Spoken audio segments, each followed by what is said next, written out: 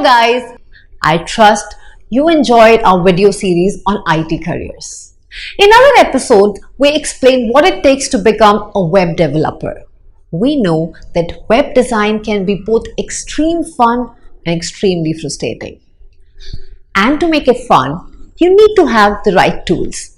Though in web design, everything can be built from scratch, starting with wireframes, prototypes, and coding.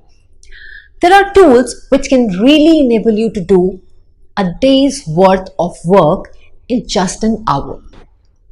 Knowing the tools is the key to improve your efficiency. Hence, working with the best web design software available is necessary to be a smart web developer. Now let me share some of those tools that are great help in web designing.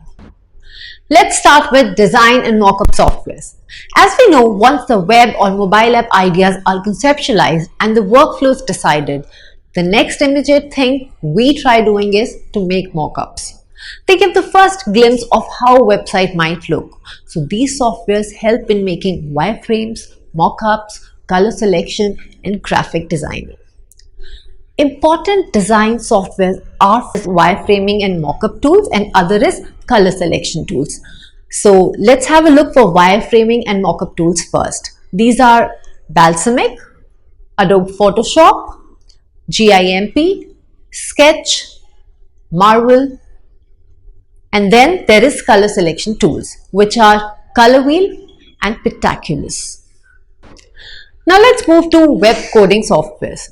They provide you with a nice environment to work on your website, which combines a code editor along with a live view. The great thing about such softwares is that they let you build a complete website from scratch and have it exported to actual working website files. Under this category, some are only code editors while some offer end-to-end help. Now let's have a look at code editors. We have Dreamweaver, WAMP, Sublime Text 2. And when it comes to web design helpers, we have Bootstrap, Canva, SASS. Now I will tell you some DIY tools. These tools help you make websites in a couple of days once you have the blueprint in mind. They let you make the website by simply doing drag and drop of the essential element into their respective places. These are highly useful for building small static websites. Some of the most popular DIY: WordPress, Yola, Wix, Jimdo. I trust this episode will be highly helpful for the beginners in web developer. I wish you all the best for your web designing career, and I'll keep making some interesting videos on IT careers. So please don't forget to subscribe and stay tuned for more. Also remember to like, share and comment.